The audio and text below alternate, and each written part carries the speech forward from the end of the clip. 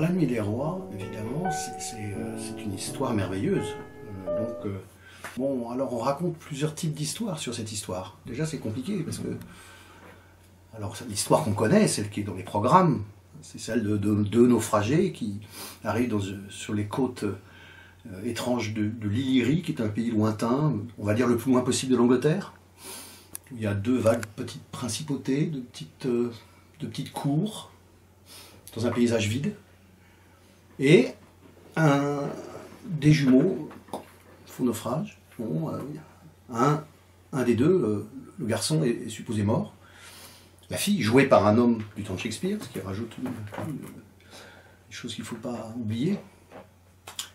Donc cette femme, très décidée, très organisée, décide, comme dans toute la pièce, ça va très vite, les décisions importantes se prennent très vite, les coups de foudre se font en 5 secondes, et les décisions de vie et de mort se font aussi en 5 minutes, comme souvent chez Shakespeare, c'est à la fois long et court.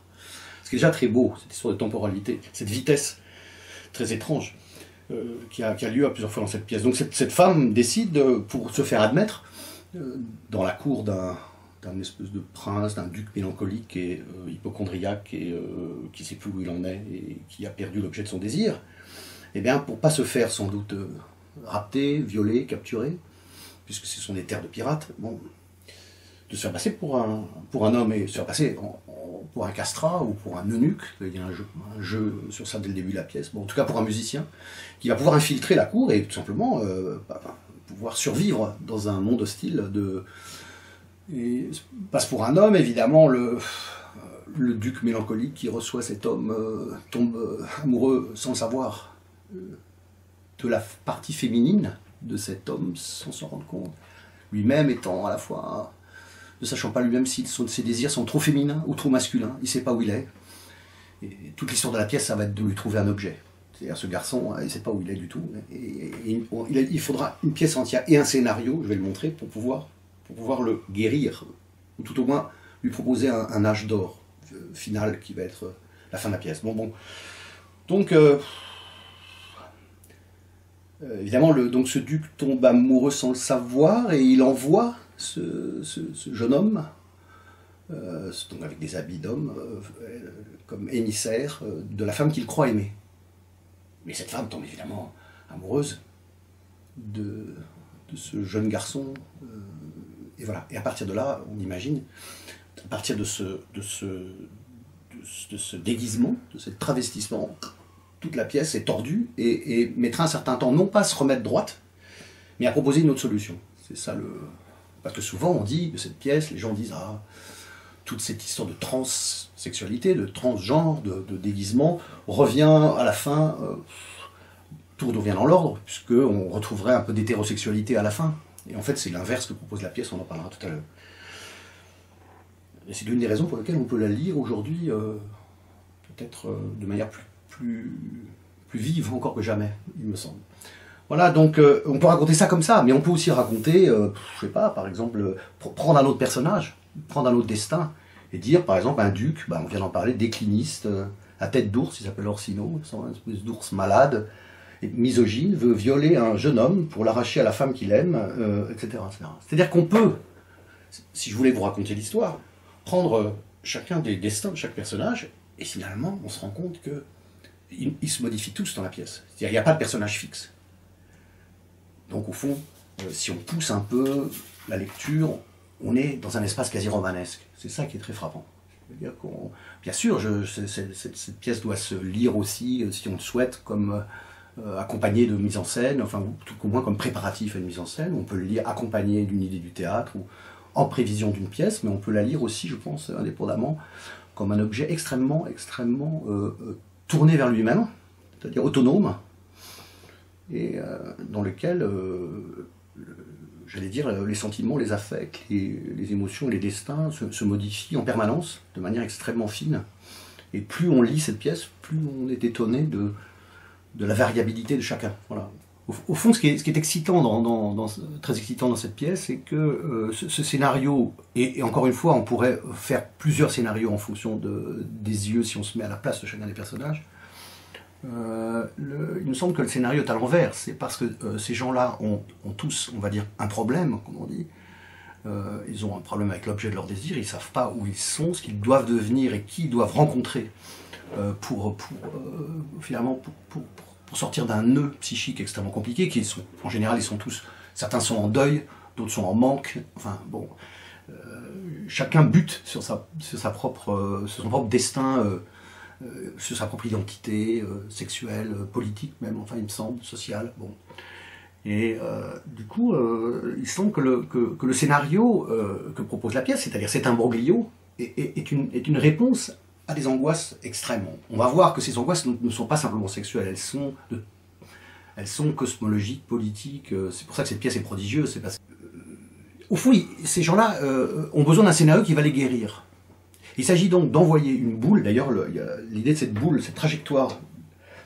Quelqu'un lance une boule, c'est un texte, quoi, une idée, enfin, une situation. Donc, en l'occurrence, c'est un naufrage. On jette quelqu'un sur la plage. On lui fait changer de sexe pour des raisons pratiques. Et à partir de là, cette intrusion, cette boule qui va faire tomber toutes les quilles, en tout cas va déséquilibrer l'ensemble. Et le texte le décrit la trajectoire. À un moment donné, un des personnages dit, vous vouliez un homme et une femme, vous avez les deux, regardez, la boule a fait le trajet. C'est-à-dire qu'il y a c'est une sorte de catastrophe avec des effets, comme on donnerait un effet à une boule, au fond. L'enjeu du scénario, c'est que le scénario va permettre d'autoriser une sorte de torture test généralisée. C'est-à-dire que chacun des personnages va subir véritablement une sorte d'épreuve folle, où il va falloir qu'il se place sur une espèce de carte, où on va savoir s'il est... D'ailleurs, il y a vraiment cette référence à la carte, à un moment donné, un des personnages dit à l'autre, mais vous êtes dans la région très très froide de madame, comme les explorateurs, et vous allez avoir des glaçons dans la barbe. Vous êtes au pôle Nord. Donc il y a une sorte de géographie très étrange, des passions, une sorte de carte, non pas du tendre, mais de la haine, on va dire, où chacun doit savoir où il est, s'il est très très fou, plus ou moins poète, parce qu'ils sont plus ou moins poètes. Il y a des mauvais poètes, comme Orsino, et des très bons, qui ne le savent même pas, comme Viola, qui est une sorte de poétesse spontanée, on va dire, remarquable. Et puis, plus ou moins fou, plus ou moins religieux, plus ou moins puritain, on va le voir, plus ou moins violent, et avec au centre un fou, comme toujours, c'est souvent chez Shakespeare, qui va distribuer les bons points et les mauvais points par rapport à la question de la folie et de la sagesse. Qui est une sorte de logicien philosophe, et qui va être au fond l'examinateur général. Enfin, ça va être à la place de Dieu, qui est en train de disparaître sur la carte du ciel, Dieu est en train de disparaître, mais à la place, on va avoir un logicien qui aurait déjà lu Wittgenstein, énigmatique, et qui le pousse chacun dans ses retranchements pour savoir où il est dans cette carte. Et chacun des personnages sait exactement où il en est, et le dit en permanence au public et à l'autre. C'est ça, évidemment, c'est tous les traducteurs, tous les lecteurs de Shakespeare le savent, c'est ça la prodigieuse invention de Shakespeare, c'est de faire en permanence une sorte de, si je puis dire, de retour sur sa propre parole, de surveillance de sa propre parole. Dans ma petite démonstration, je disais, bon, on va pas pouvoir raconter l'histoire, on va dire simplement l'histoire est merveilleuse. Alors, pour pas raconter l'histoire, on va essayer de parler de la forme. On va dire, bon, bah c'était, et on va dire aussi, c'était merveilleux de traduire. Parce que un écrivain, c'est quand même un traducteur, lapsus. C'est quelqu'un qui a une maladie, il lit au ralenti. C'est quelqu'un qui, au lieu de lire cette pièce en 2 heures, va mettre 8 mois, 9 mois, 10 mois. Donc, c'est une blague, mais c'est vrai. C'est quand même quelqu'un qui prend un temps infini et beaucoup trop grand pour lire. Donc, il s'inscrit dans les gestes. C'est pas qu'il finit par s'intéresser aux personnages psychologiquement seulement, dramaturgiquement. C'est pas tellement le problème. Mais il rentre dans leur langue puisqu'il essaye de leur faire dire quelque chose de possible. C'est-à-dire que le travail, c'est pas de transférer d'une forme à une forme. C'est pas de trouver un équivalent qui sonnerait aussi bien, puisque de toute façon on peut pas. C'est quelqu'un qui, en lisant au ralenti, s'infiltre dans les phrases et finit, au bout de quelques mois, par comprendre des choses très étranges. C'est le privilège et la folie de la traduction. C'est pour ça que je suis content de le faire qu'occasionnellement. Je ne suis pas traducteur professionnel. Pour le coup, c'est une très grande joie de le faire, parce que, n'oublions pas, c'est une commande. C'est Thomas Ostermeyer, le metteur en scène, qui vient me demander de faire ça. Donc je le fais aussi pour le théâtre, enfin, pour la représentation. Mais je le fais avec la même intensité que si je faisais un livre de moi, enfin, comme on dit bêtement. Donc, ce qui s'est passé, c'est que ce qui a été étonnant, là je raconte, c'est une parenthèse, mais j'espère que le lecteur pourra le sentir, c'est ça mon ambition, c'est que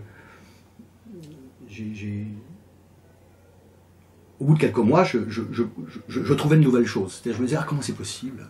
Tout d'un coup, je comprenais que, par exemple, la question du virus, tous les gens ont un virus. Il y a un problème, en anglais, ils sont taint, ils sont véritablement attaqués, leur cerveau, leur corps, par exemple. Bon. Tout d'un coup, j'ai vu aussi du coup, qu'il y avait des espèces de thèmes et de choses qui prenaient du sens en avançant, qui se modifiaient, et les idées se modifient en même temps. Et au bout de quelques mois, je me disais, mais enfin, alors d'accord, ça je comprends maintenant ça. Et donc on est bien au-delà de la question du scénario, puisque tout d'un coup on tombe dans la langue elle-même sur des ressemblances et des chocs électriques entre différentes parties du texte qui sont extraordinaires. Et j'ai mis du temps je pense que tout traducteur de Shakespeare vit cette expérience. C'est tout à fait, j'allais dire, normal pour un traducteur de Shakespeare. Alors, il se trouve que j'ai fait ce travail à deux. J'ai fait ce travail avec Sophie McKeown, qui est une spécialiste de la pièce. J'avais pris goût à la traduction à plusieurs, puisque j'avais participé au projet de la Bible, les psaumes, en travaillant avec un exégète. Bon, j'avais travaillé avec Frédéric Boyer pour le Roi Lear à Avignon. On avait travaillé à deux. Là, c'est Sophie McKeown qui, au départ, pour moi, n'était pas dans le rôle de l'exégète, c'est-à-dire qui ne m'a pas préparé le texte, mais qui était plutôt en arrière, dans un premier temps, qui était là plutôt pour, j'allais dire, surveiller le texte, surveiller la traduction, pour voir jusqu'où je pouvais me tromper dans les triples jeux de mots, ou les quadruples... voilà, et progressivement, armé chacun d'un livre, les Ardennes Shakespeare, enfin les livres que tout le monde connaît dans les Shakespeariens, qui sont les livres de référence, avec des notes très précises, son rôle est devenu de plus en plus intéressant, puisque on en est arrivé à interpréter le texte ensemble. C'est-à-dire qu'il a fallu comprendre. Je crois aussi que je suis assez content au final de donner le texte tel qu'il est. Je me souviens de la traduction de Coltès, par exemple, chez Minuit, du Conte d'hiver, sans commentaire, sans notes. C'est vrai que souvent les notes sont là pour réparer une erreur. Bon, les notes sont là pour dire « Ah, j'ai pas pu traduire ça ». Bon, je dis pas qu'on a tout bien traduit, mais en tout cas, cette traduction n'est absolument pas une adaptation, elle est du coup très précise. On peut en discuter certains des partis pris. Il fallait trancher, mais il ne fallait pas trancher en abandonnant du sens. Il fallait quelquefois trancher parce que le traducteur, devant le texte de Shakespeare, doit quelquefois résoudre véritablement un problème de triple ou quadruple sens. Alors quelquefois le traducteur trouve une solution fantastique, avec un mot, comme dans un mot croisé, on trouve le bon mot, mais il n'y a que le traducteur qui le sait. C'est-à-dire que le traducteur est content de sa trouvaille. Enfin, quelquefois, moi j'étais content. Ah, ça y est, j'ai la solution. C'est-à-dire, il y a une petite connotation qui va dans le sens, une autre dans le sens. Finalement, j'ai résolu mon problème, mais le mot n'a pas de valeur. Alors, donc, comment faire pour se remettre dans cette énergie, en tout cas, en 1601, comme on ne peut pas savoir comment les gens recevaient le texte. Mais s'il y a un jeu de mots sexuel, par exemple, très très lourd, et une blague intellectuelle en même temps sur le même mot, et une référence à quelqu'un qui habite à côté, et un théâtre opposé, etc., et une référence mythologique, et une fausse énigme, je ne sais pas, il faut décider, curieusement, je pense, de prendre cette espèce d'écheveau de sens, et puis d'avoir l'envie de tirer un sens, en espérant que tout va venir, sans sacrifier, sans abandonner, sans couper, sans dire « ah ben on va prendre que le sens le plus explicite, par exemple ». Non, il faut essayer de recréer une hiérarchie dans l'écoute, pour que la chose violente sonne tout de suite, par exemple, et qu'on entende en même temps toutes les occurrences différentes. Parce que si la chose est trop sage et résout simplement le problème du sens multiple, on aura une réponse plate. Voilà, donc c'était ça notre enjeu. Et là, le travail à deux a été très, très, très productif. C'est tout en tout. Tu traduis mot à mot, et chaque fois tu prends la réplique, et puis à chaque fois tu reprends la réplique d'avant, quand tu as compris la réplique d'après. Donc bien sûr, tu travailles à 4 ou 5 vitesses en même temps. Quand tu as fait l'acte 2, tu comprends à l'acte 2 que l'acte 1, tu n'as rien compris, et tu reviens en arrière et tu recommences l'acte 1. Et après, tu avances sur une réplique, et tout d'un coup, un mot paraissait pas juste, c'est clair par un mot de l'acte 3. Tu reviens en arrière, et donc je pense que ça c'est la moindre des choses pour un traducteur, c'est un travail de fourmi, mais qui consiste à avancer et reculer en permanence. Tu ne peux pas avancer, vraiment, au sens que tu ne peux pas t'asseoir sur ce que tu viens de faire. Je pense que c'est peut-être pas pareil si on traduit un gros roman, et qu'on doit traduire un gros roman, et qu'on travaille au feuillet, je ne sais pas, c'est un travail extrêmement dur, la traduction. Et c'est vrai qu'on doit avoir envie d'avancer, mais là sur un texte comme celui-là, on ne peut pas se permettre. J'ai dû passer quand même au moins 1 ou 2 mois sur la première page, par exemple, pour essayer de trouver aussi... parce que j'ai fait aussi un truc, c'est là où maintenant je vais parler de ça, parce que, comme dit le texte, attention, la versification change. Le texte le dit lui-même. Ce qui s'est passé assez vite, au fond, ce qui était l'expérience vraiment très simple que j'ai eue, c'est qu'au bout de 2 ou 3 mois de travail, je me suis dit, bon, ces ornements, cette ornementation de la langue que chez Shakespeare, on ne peut pas le laisser dans cet état. C'est-à-dire, on ne peut pas l'apprendre, ou plutôt, parlons versification, on n'a pas, par exemple, de vers français, aujourd'hui, capable d'accueillir ce vers anglais. On l'a pas. Alors on aura peut-être en 2030, parce que la poésie, elle change. Alors on peut, bien sûr, décider de traduire en octosyllabes, en vers plus ou moins libres, avec des rimes, on peut faire ce qu'on veut. Mais si on fait ça, on va dater la traduction. Par rapport à l'histoire de la poésie française d'aujourd'hui, parce que le problème, c'est pas de traduire Shakespeare seulement, c'est d'en faire un livre pour aujourd'hui, non pas dans une langue d'aujourd'hui. Il ne s'agit pas de moderniser, d'actualiser le texte, surtout pas. C'est plutôt de lui donner une forme qui va avoir une durée de vie plus grande. Donc, à la limite, lui donner une forme qui ne se voit pas. C'est un paradoxe. C'est-à-dire la forme la plus imperceptible. Donc, le travail du traducteur est barge, parce qu'il s'agit à la fois de... Il faut d'abord être assez modeste. Il faut quand même baisser. Et du coup, proposer une langue qui va être suffisamment plastique et suffisamment pas... qui n'a pas de caractéristiques trop fortes pour ne pas être daté historiquement. C'est vrai que si on traduit ça je sais pas, dans un vers soi-disant rimé, bon, alors du coup, ça ressemblera à un poème du 19e ou du début du 20e, même si aujourd'hui, il y a des gens très bien qui écrivent en alexandrin, c'est pas le problème. Enfin, disons que l'histoire du vers français, voilà, si on reprend l'histoire de Jacques Roubaud, la vieillesse d'Alexandre, le vers français, ça a une histoire dont on l'oublie toujours. Alors, aujourd'hui, j'allais dire, le vers français, il est peut-être sur scène. Peut-être qu'aujourd'hui, le vers français, et on le voit chez les auteurs POL, c'est des choses qui sont proches de la performance, pour un moment. D'ailleurs, ce serait peut-être pas mal de traduire Shakespeare en oral pur. Et d'ailleurs, on pourrait dire aussi, et ça, j'ai pas parlé de ça, et c'est le plus important, Shakespeare peut être à la fois dit par Laurence Olivier, John Gielgud, ou par un très très grand rappeur. Je veux dire, il faudrait à la fois que le texte en anglais soit dit par Cure, cette souplesse, ce flow merveilleux, cette douceur de la langue anglaise, cette prodigieuse... alors bien sûr, il est difficile de traduire en français dans une langue poétique parce qu'on ne l'a pas.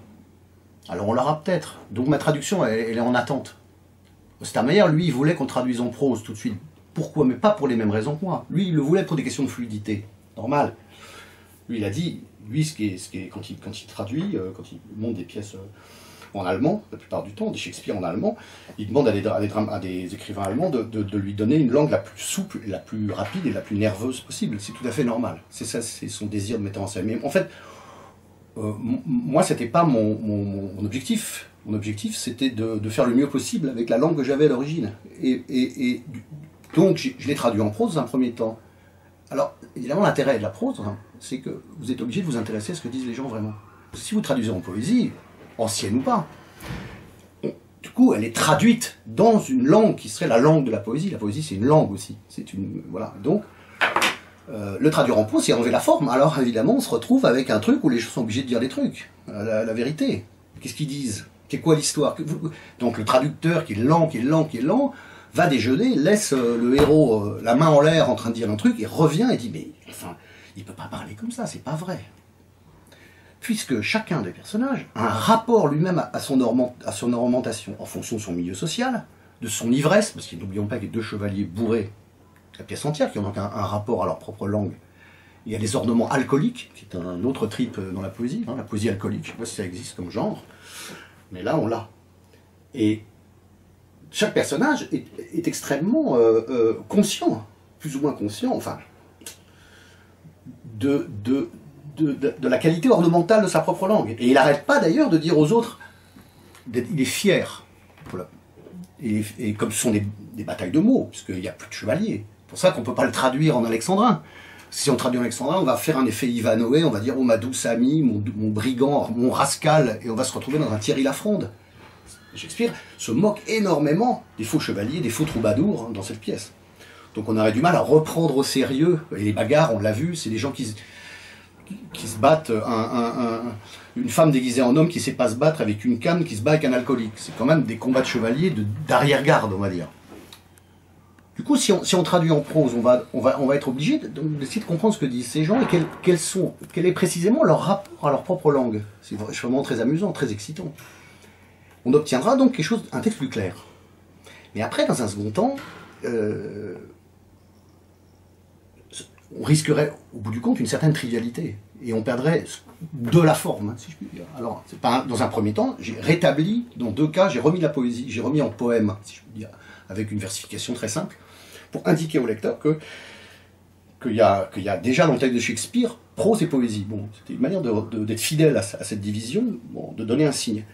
Mais surtout, c'est grâce à la ponctuation qu'on peut s'en sortir, sans doute.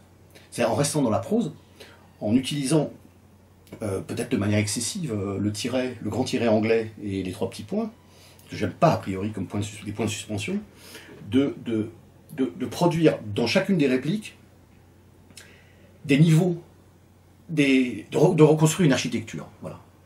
Parce que si ça avait été traduit en poésie, qu'est-ce qui se passe dans les textes traduits en poésie? C'est qu'on a une sorte de spirale, avec des vers de mirliton pour la plupart, et donc on a un texte qui est habillé comme des arbres de Noël, et qui se déroule comme ça. Quand on traduit en prose, on est horizontal, on est par là. Alors c'est comme ça prend la page, c'est tout noir. Donc il faut, à l'intérieur de cette bloc, produire des cassures, des niveaux. Alors c'est vrai que par exemple, 3 petits points, point de suspension, le héros hésite, mais va faire une trouvaille. Quand il fait 3 petits points, il va trouver quelque chose. On dit attention, j'ai une idée. 1, 2, 3, voilà l'idée. Voilà la formule. L'autre fait ah. Et le tiret, au contraire, c'est de dire je voulais vous rajouter un point. Il y a un autre truc que je voulais vous dire. C'est ça. Donc, avec ces 2 signes de ponctuation, qui sont des signes d'invention et de sadisme, on va dire, ou de cruauté supplémentaire, comme si on flanquait un coup à quelqu'un. D'ailleurs, le tiret anglais, ça rend hommage. Dans le texte original, il y a les tirets, alors personne ne sait si c'était les vrais tirets. Cette transcription, c'est une vieille histoire. Voilà, infini de discussions sur les transcriptions de textes de Shakespeare par rapport à l'oral, etc., à l'improvisation, tout ça, c'est un problème énorme dans lequel je ne vais pas rentrer. Mais le tiret, n'oublions pas que j'ai appris récemment que le tiret anglais, chez Pewell, il était interdit à une époque, puisqu'on obligeait à mettre des quadratins, ces vilains petits tirets français, hein, je tiens à me plaindre de nos éditions Pewell ici. Le tiret anglais vient de Shakespeare, puisque c'est Vigny qui, en traduisant Shakespeare, je crois Othello, et il y a eu quelqu'un d'autre aussi, a réintroduit le tiret, pour être fidèle à Shakespeare, remis le tiret, et le grand tiret est rentré dans la littérature française, et a servi beaucoup, a été assez dandy. Le tiret anglais a été assez, bon, a beaucoup servi à pas mal d'écrivains pourquoi? Pour sculpter, même Mallarmé s'en est servi beaucoup, pour créer, alors ce que j'appellerais de la poétique, enfin, pour créer de la chorégraphie langagière dans des blocs. Donc, faire de la poésie de manière imperceptible, parce qu'on n'a pas besoin de mettre en vers, finalement, pour faire la poésie, si on peut dire. Enfin, je ne dirais pas que c'est traduit en poème, ce serait ridicule, ça reste en prose. Mais il y a de ma part, en tout cas, une volonté de refaire une armure. Il faut que ça... Une armure de samouraï, il faut qu'il y ait des articulations, que ça coince, etc. Bon, voilà. Donc... oui, donc ces histoires d'ornement m'ont beaucoup passionné, et j'ai eu la chance parce que j'ai assisté à un cours de Bruno Latour, un cours du philosophe Bruno Latour, avec qui j'ai la chance de discuter beaucoup de questions d'écriture, et dans ce cours, il a fait à l'ignorant que je suis un cours de cosmologie accélérée, comme il sait le faire de manière si extraordinaire. Simplement, il explique qu'en 1600, au même moment où la pièce est écrite, bon... les mots qui servaient à décrire la nature, tout d'un coup, vont disparaître. Pourquoi? Parce qu'on passe de Ptolémée, du système fixe, avec la Terre au centre, avec Dieu en haut et nous en bas, tranquille, avec finalement une structure qui ne bouge pas, enfin une structure immobile, un monde immobile, on passe avec Kepler à un monde qui va, un monde infini. Bon, alors, je pense que, comme l'explique très bien Latour, ce changement de cosmologie a des conséquences prodigieuses, des conséquences religieuses énormes, et on est en même temps en Angleterre en 1600 dans un moment où tous les 10 ans, les puritains sont torturés, après c'est les catholiques, c'est une chose qu'on va voir dans la pièce concrètement, puisque le Malvolio, un des héros de la pièce, est vraiment torturé religieusement par des prêtres de différentes obédiences. On lui fait subir un torture-test religieux. Très, bon. Donc ce bouleversement énorme, cosmologique, évidemment, a une conséquence, c'est que tous les mots qui servaient jusqu'ici à décrire la nature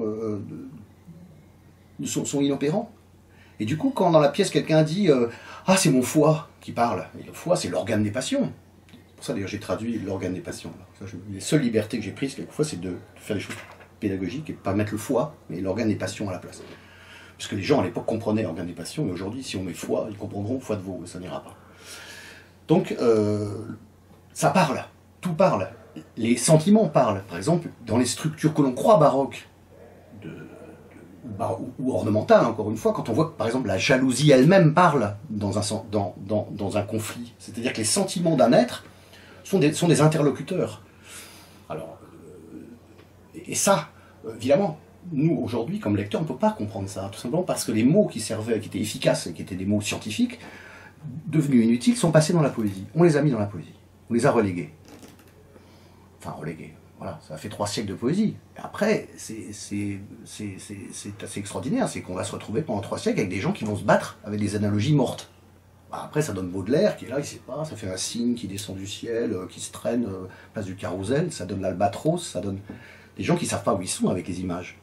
Ça donne, et c'est pas mal, hein, ça nous donne l'histoire de la poésie mondiale.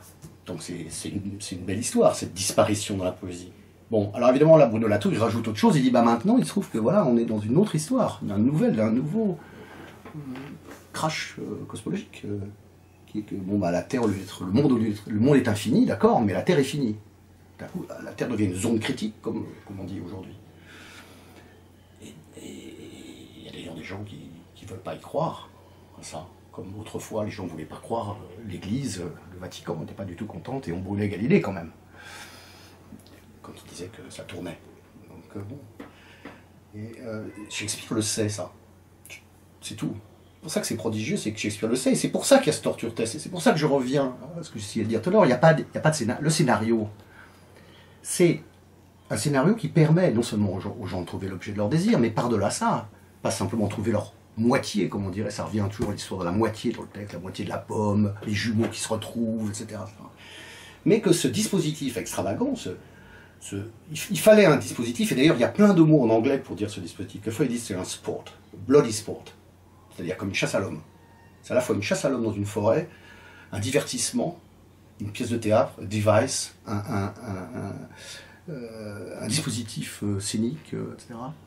Des instruments d'optique, puisque les jumeaux qui apparaissent, c'est une illusion d'optique, et à l'époque l'optique, c'est pas simplement un problème d'invention technique, c'est un problème avec l'illusion d'optique. Est-elle le signe de l'existence de Dieu ou pas? Ça pose des problèmes compliqués. Du coup, Shakespeare, il me semble, des Shakespeariens, des vrais Shakespeariens, que je ne suis pas, enfin, comme je ne suis pas, pourraient l'expliquer mieux que moi, le sang le renifle. Et donc, sur cette île, ces naufragés qui sont dans une espèce de, j'ai employé le mot cauchemar climatisé, donc c'est un texte de Henry Miller. D'ailleurs, Ostermayer a fait un décor tout blond, ce qui est pas mal, un décor presque d'hôpital, fond d'hôpital à ciel ouvert. Bon. Dans cette île expérimentale, on va dire, on peut mettre à l'épreuve absolument tous les problèmes cosmologiques, religieux, politiques, sociaux, sexuels. Donc, c'est une bonne pièce de théâtre. Et il est certain qu'au lieu de dire, comme on dit toujours, oui, alors cette pièce formidable, elle est pour aujourd'hui, ah, c'est merveilleux, Molière c'est maintenant, enfin c'est fatigant, c'est toujours cette idée que toutes les choses d'avant sont pour maintenant, on a envie de les laisser où elles sont aussi à des moments. Quelquefois c'est bien d'avoir des pièces qui nous sont lointaines, simplement, elles sont lointaines, mais on peut aller vers elles avec nos préoccupations du jour. Relire avec la question du genre. et relire surtout aussi avec choc cosmologique et finalement éprouver rétrospectivement, si je puis dire un peu mieux, l'angoisse de ces gens-là avec la nôtre. Donc la pièce permet de revenir en arrière avec un sac à dos et d'avoir une sorte de communauté minuscule, enfin un instant de magie qui est tout d'un coup, je ne dis pas qu'on va comprendre la psyché des êtres de 1600, mais au moins on va revenir vers eux avec un effroi similaire. Et voilà. Donc la traduction, alors c'est là où c'est extraordinaire, c'est que la traduction, le travail modeste du traducteur, qui est vraiment un travail d'arrache-pied, en réglant ces questions d'ornement, lui-même, c'est-à-dire que le traducteur, c'est lui-même qui va être le régleur, qui va dire « Ah, je le fais plus faux ou plus vrai ?» C'est-à-dire, et ce réglage-là, c'est de manière minuscule, évidemment, s'occuper de cette affaire historique. C'est-à-dire que, bon, et ce qui sera intéressant, c'est que peut-être dans 5 ans, dans 10 ans, quelqu'un va arriver et va dire, bon, ben, c'est pas le bon réglage. On peut repartir en arrière et relire cette pièce, comme j'essaie de le dire, avec les questions du jour. Mais ça ne veut pas dire que cette pièce va les exemplifier. On peut partir dans l'autre sens, et c'est vrai que aujourd'hui, la question de la domination masculine absolument exposée de manière crue, et jamais assez réglée, voilà, comme si la question du genre qui est ouverte de manière incroyablement passionnante. Mais je voudrais terminer là-dessus en disant que s'il y a une fin à cette pièce, et c'est à la fin Orsino qui nous a dit au début son désarroi quand il a dit voilà, so full of shapes is fancy. Le désir, c'est si plein de formes. Le désir, l'imagination, parce que fancy, ça veut tout dire. Là, ça veut dire l'imagination, ça pourrait être le fantasme, si c'est pas un joli mot, mais on pourrait presque traduire le fantasme. C'est si plein de formes, so full of shapes. On remarquera ici quelque chose que je n'ai pas bien dit, c'est à quel point l'anglais de Shakespeare est capable à la fois de produire un effet de flow merveilleux dont je parlais tout à l'heure, de douceur et d'enroulement, mais aussi d'être capable de créer des formules qui sont absolument lisibles aujourd'hui et faciles à comprendre en anglais. Vous voyez, ce serait pas, je ne sais pas comment on pourrait faire avec la langue de Montaigne, direct au théâtre, ça ne marcherait pas comme ça. Là, ça marche. Et ce héros qui cherche, qui finalement fait dès le début de la pièce un constat énorme, il dit c'est tellement plein de formes, qu'est-ce que je vais faire quoi. Et moi-même je suis tellement plein de formes, et moi-même je suis d'ailleurs, c'est un héros narcissique et complètement tourné vers lui, mais qui ne sait pas lui-même dans quel espace il est. Il déteste les femmes parce qu'il se déteste lui-même, parce qu'il se prend pour une femme, il n'aime pas les hommes, il ne sait pas. Et à la fin, tout à la fin, les derniers mots de la pièce, avant la chanson finale, c'est ça y est, c'est bon, j'ai trouvé my fancy's queen. Il faudrait presque garder le mot en anglais. Fancy's queen, ça veut dire la maîtresse de mes désirs. En général, en français, on dit, ça y est, on a retrouvé la maîtresse d'Orsino, a enfin sa maîtresse, etc. Mais en fait, ce personnage dont on a vu le destin, je reprends, cette Viola, cette naufragée, qui s'est déguisée, etc. Orsino a trouvé en elle, lui, le modèle idéal, et il dit à la fin, tant que tu seras un homme, tu t'appelleras Césario, c'était le nom de code dans la pièce, mais quand tu mettras les habits de femme, alors, en même temps, tu seras Mae, ou The Fancy's Queen, tu seras la reine de mes désirs, c'est-à-dire celle qui va organiser mes désirs, et non pas ma maîtresse, comme c'est souvent traduit, non pas ma petite amie, mais celle qui va me régenter, c'est un mot qui est employé aussi dans la pièce. Ça fait penser, j'avais lu un texte magnifique qui m'a servi pour la traduction de Paul Preciado, le philosophe, qui fait un texte sur une chronique de libération qui s'appelle Mon corps trans, qui est un texte absolument magnifique, et qui au fond défend une position radicalement trans, c'est-à-dire de rêver d'une situation de transformation permanente, et non pas d'un changement absolu et violent et brutal d'identité. Et cette pièce milite pour quelque chose d'extraordinairement moderne, là pour le coup, c'est finalement le désir d'échapper à la classification et de faire ce qu'il appelle un nouvel âge d'or avec. Donc la promesse finale, c'est pas du tout, comme on le croit d'habitude, un retour à l'hétérosexualité et après les excès, les fantaisies, et après le carnaval, parce que n'oublions pas le titre en anglais, Twelfth Night, c'est la 12e nuit, la nuit de l'épiphanie, la nuit des rois, c'est le moment où carnaval, on va dans la forêt et on se transforme de manière super violente en Angleterre à l'époque. Hein. C'est un carnaval ultra fou, ultra dur. Donc après le carnaval, rien ne rentre dans l'ordre. Après le carnaval, on a trouvé l'objet nouveau de son désir, c'est-à-dire des êtres transformables. So full of shapes. C'est un mouvement de va-et-vient compliqué. Alors, c'est d'essayer, alors ça ce serait utopique, c'est ce que veut tout traducteur, hein, c'est pas moi c'est je crois la tâche de tous les traducteurs, c'est de chercher la langue qui va permettre à quelque chose d'éclore maintenant, quelque chose qui est là. Donc c'est pas la vérité, c'est quelque chose peut-être qui n'a jamais été vu. Ça ne veut pas dire que tout d'un coup je découvre, comme un archéologue, le vrai Shakespeare. Je pense que quelqu'un d'autre, et c'est pour ça qu'il faut sans arrêt traduire, sans cesse traduire, même si ça paraît quelquefois aberrant pour les gens, mais il y a déjà 20 traductions, pourquoi est-ce que... Et pas du tout penser que la sienne sera la définitive, ou enfin plus avancée. Ça veut dire que d'un côté, il faut faire avancer le texte vers nous, donc lui donner les moyens d'être lisible, sans l'actualiser.